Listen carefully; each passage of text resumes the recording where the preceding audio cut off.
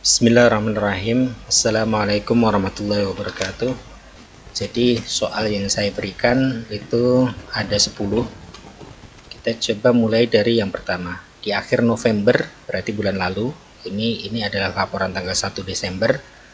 Di akhir November, Pak Budi memutuskan untuk memulai usaha penjualan roti dengan menggunakan motornya.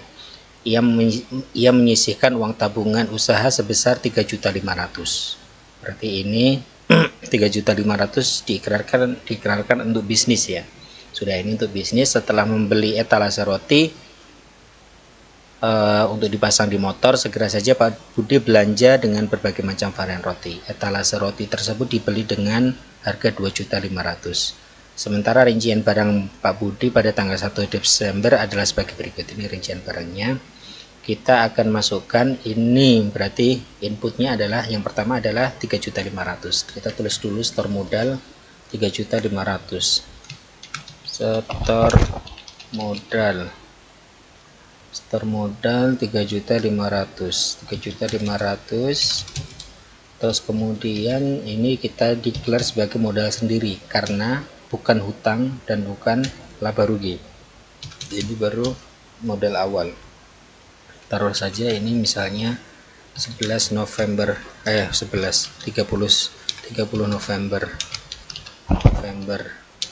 Terus kemudian Pak Budi beli etalase sebesar 2.500.000. Uangnya pasti berkurang ya. Jadi kolom D harus selalu diisi. Tidak boleh ada kolom D kok tidak diisi, itu tidak boleh. Kalau beli kasnya yang di sini nanti akan berkurang ya. Jadi kas yang di sini ini akan berkurang, jadinya nanti akan minus. Perhatikan di sini ditulisnya minus 2.500.000. Terus kemudian peralatannya bertambah. Peralatannya yang di sini bertambah 2.500.000. Terus kemudian tanggal 1 ya, tanggal 1. Ini tanggal 1 Pak Budi membeli inventory. Barang dagangan itu adalah inventory ya, bukan inventaris. Inventaris ya, ini inventory. Barang dagangan Pak Budi tanggal 1 Desember itu adalah sebagai berikut. Ini adalah rincian barang dagangan Pak Budi ya. Jadi itu beli roti tawar 8.000, roti coklat 3.000, ini adalah roti stroberi keju, semuanya ini datanya sama ya. Terus kemudian jumlah pembeliannya dan harganya sudah ada semua. Kita input di sini beli roti tawar 8.000 dikalikan 30 ya, 30 buah, 30 piece. 30 berarti beli, namanya beli uangnya berkurang. Beli 8.000 sama dengan minus 8.000, uangnya berkurang dikalikan 30 piece. Berarti berkurang ini. Sementara persediaan barangnya kita bertambah senilai 240.000. Kita kalikan saja minus 1 sama dengan D12 dikalikan minus 1. Terus kemudian beli roti coklat stroberi keju ya. Ini saya cepatkan videonya ya sih, kita tulis dulu rinciannya ya, tapi kalau datanya nanti kita inputnya satu-satu sampai ada tulisan benar. Jadi kita input dulu uraiannya. Nah ini uraiannya sudah kita tulis semuanya, masing-masing item sesuai dengan data yang masuk. Kita tuliskan yang roti tawar minus 3.000 dikalikan 40. Karena ini uang keluar, ada persediaan barang masuk, kita tinggal ngambil. Ini tadi rumus ya. Ini karena nominalnya sama, maka kita tarik saja dari atas ke bawah seperti ini. Jadi roti tawar ini 8.000 kali 30. Terus kemudian roti lainnya ya masing-masing itu 3.000 kali 40, semuanya sama, datanya sama.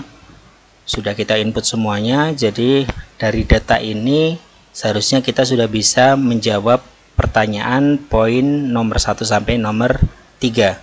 Ini pertanyaannya, berapakah sisa uang cashnya Pak Budi Ini jawabannya ini adalah 400.000. Datanya dari mana? Datanya bisa kita lihat dari sini. Ini 400.000. Ini sisa uang kasnya selalu ada di sini nih, uang kasnya.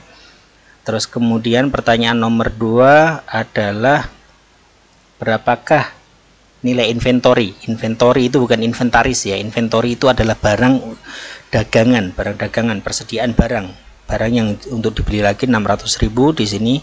Ini juga sudah 600.000, sudah kita buatkan jawabannya.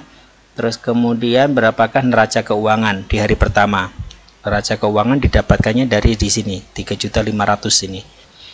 Terus kemudian selanjutnya berarti jawabannya nomor 1 sampai 3 dari detail itu tadi sudah kejawab ya.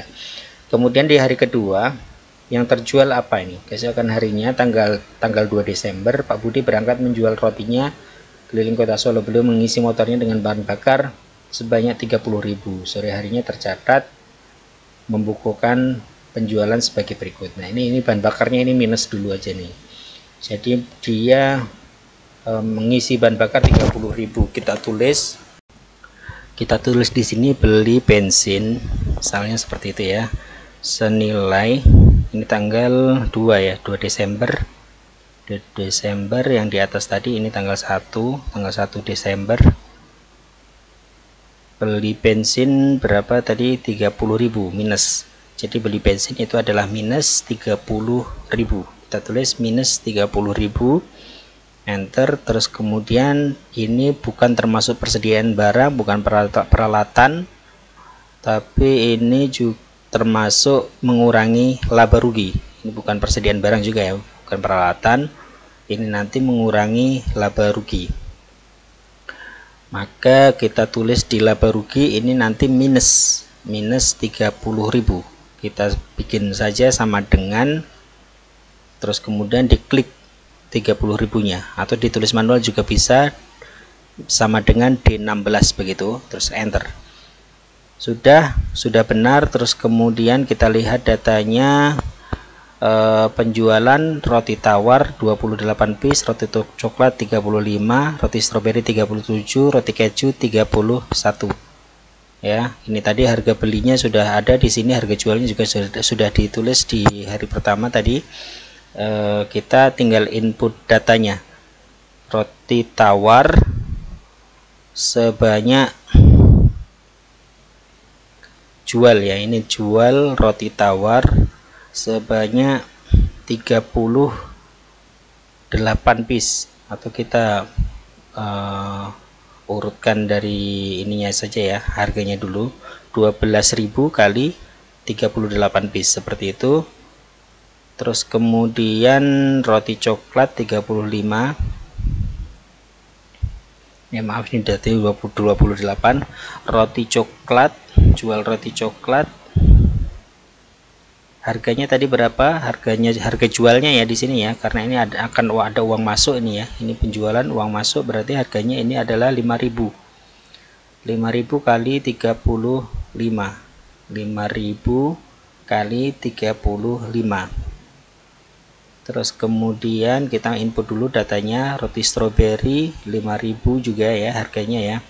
Roti stroberi 5.000 kali 37, enter. Yang terakhir adalah jual roti keju 31 piece. Roti keju 5.000 juga harganya sama, 31 piece. Nah teman-teman, ini kalau saya lebih suka untuk menggunakan kolom C ini ya. Kolom C ini kita bikin untuk kuantitinya, apalagi di sini nanti ada kesamaan angka ya, 5.000, dan sekaligus dipakai untuk menulis COGS nya. Jadi kuantitinya kita gunakan kolom C. Kalau punya teman-teman masih sempit seperti ini, dilebarin saja supaya kolom C nya bisa dimanfaatkan. Kita isi dulu 28 kuantitinya, 35, 37, 31 seperti itu. Nah selanjutnya yang roti tawar 12.000 ini uang masuk ya. jual karena penjualan, uang masuk 12.000 kalikan 28. 28 nya di C, dikalikan kolom C, itu 28 nya sudah kita ambilkan di kolom C, C17. Nah ini tentu saja masih minus, kita bikin ini benar dulu, masih salah ya, masih salah, kita bikin benar dulu sebelum kita masuk ke data berikutnya. Di sini ini kita perlu menuliskan COGS karena penjualan, ini ada uang masuk tapi ada barang keluar. Tadi roti tawarnya tadi harganya 8.000 ya, ini 8.000 dan jumlahnya, kuantitinya itu 28 barang yang keluarnya. Maka di sini minus ya, minus ini barang keluar. Barang keluarnya itu nanti persediaan barangnya berkurang, 8.000 dikalikan 28. Makanya enaknya kalau kita pakai kolom C ya. Kalau pakai kolom C ini tinggal diklik di sini. Perhatikan itu 600.000 nya berubah menjadi 376 itu. Ini adalah COGS dari roti tawar. COGS dari roti tawar. Saya ulangi lagi. Ini 28, ini adalah yang terjual. Yang terjual, barangnya yang keluar dari transaksi 336 ini. Barangnya keluar sebesar, modalnya berapa? 8.000 dikalikan terjualnya berapa? Terjualnya adalah 28 piece. Kita kalikan, karena kolom C kita sudah nuliskan angka 28, kita tinggal di enter saja, diklik terus kemudian di enter. Nah selanjutnya ini masih salah, barang uangnya masuk sebesar itu ya 336, terus kemudian ada COGS, maka selisih antara kedua itu adalah laba kita. Tentu saja karena ini minus, kita tidak boleh kita dikurangi 336 dikurangi minus, seperti itu salah. Ini untuk Excel ya, untuk Excel kalau untuk hitung-hitungan secara manual tentu saja kita bisa memahami 336 dikurangi 224 seperti itu saja. Ini untuk kebutuhan Excel ini harusnya di plus ya. Kalau di minus ini salah, jadinya seperti ini nanti. Jadinya malah tetap salah, jadi angkanya membesar ya, angkanya membesar. Yang benar adalah ditambahkan D17 ditambah F17 seperti itu. Nah ini sudah benar, kita pindah baris berikutnya. Karena di sini ini sudah rumus, kita tinggal bikin sekali lagi nih uraiannya. 5.000 uang masuk ya, 5.000 karena ini berbeda datanya sama atasnya. Ini nanti yang data ke bawah ini nanti tinggal kita tarik saja. 175 di sini persediaan barangnya tadi harganya 3.000 ya, 3.000 tadi ini kan, 3.000 berarti dikalikan 35 di kolom C, dikalikan 35 di enter. Ini nanti sudah menjadi rumus, di laba rugi juga rumus seperti itu ya. Saya ulangi, 3.000 dikalikan kolom C18 ya, C18 105 sudah menjadi 105. Di sini ditarik, ini laba rugi tadi sudah rumus, kita tarik 70.000 sudah benar. Ini juga sudah rumus, ini tadi nominalnya sama, modalnya 5.000, kita tarik saja. Yang berbeda tinggal kuantitasnya, yang berbeda di kolom C nya. Ini 5.000 kali C19 ya, 5.000 kali 37, 5.000 kali 37 sudah benar. Jual roti stroberi, ini COGS nya juga sudah rumus, tinggal ditarik seperti ini. Terus kemudian yang berikutnya roti keju 31, ini juga sama datanya, 5.000 uang masuknya, 5.000 kali 31 sudah benar, tinggal kita tarik COGS nya ya, kita tarik juga 93.000 didapat dari 3.000 kali C20. Ini juga kita tarik, nanti otomatis sudah langsung benar seperti itu. Sudah datanya, apalagi kita lihat ini ya, sepulang kerja makan nih, makan 15.000, terus kemudian beli speaker 65.000. Sudah datanya cuma itu saja. Kita inputkan makan 15.000, makan sore 15.000 minus 15 gitu ya. Dan ini termasuk hitungan laba rugi. Teman-teman mau tarik seperti ini juga bisa, langsung ditarik bisa, karena di sini tadi rumusnya apa, ini ditambah ini kan, ini ditambah ini, sudah ini utang 15 nggak ada COGS, sudah berarti ini tarik juga bisa. Terus kemudian beli speaker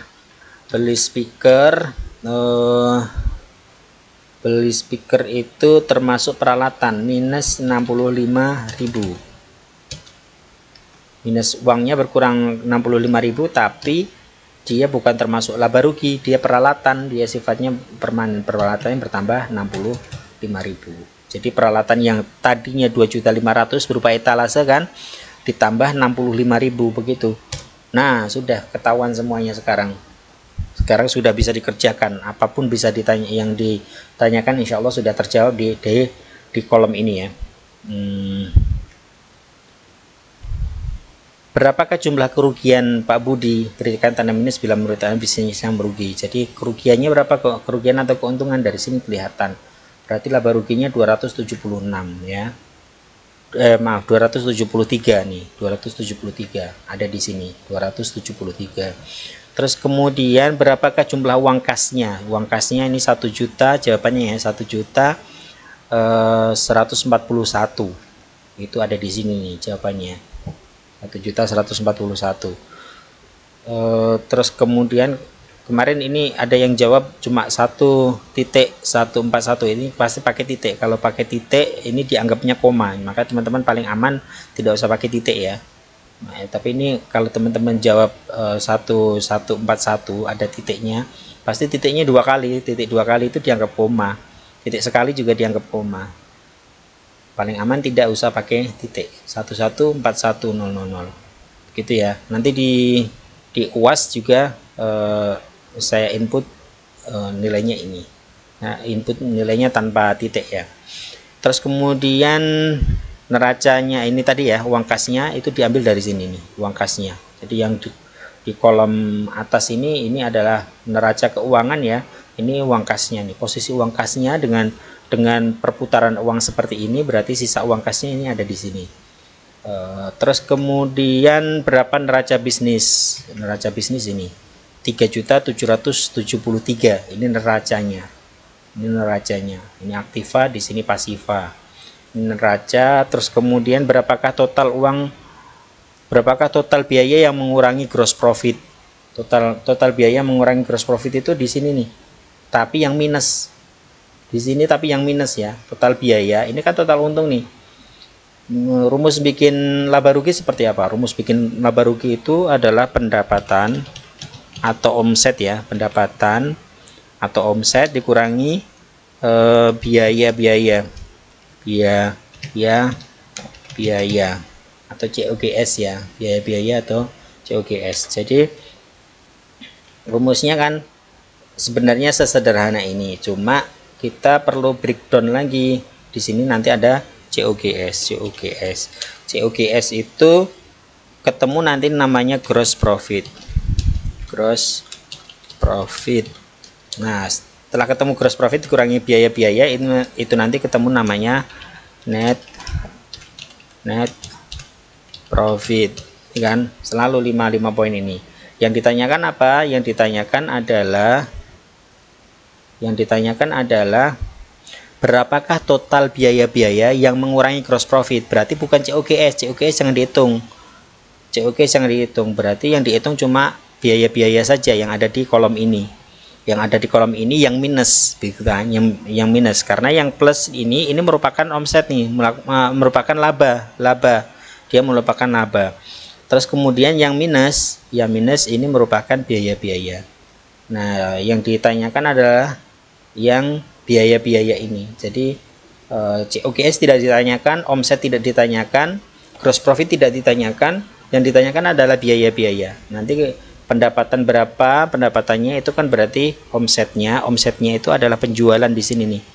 Di sini yang plus di uang kas, yang plus dan merupakan penjualan. Ini kan plus tapi ini bukan merupakan penjualan.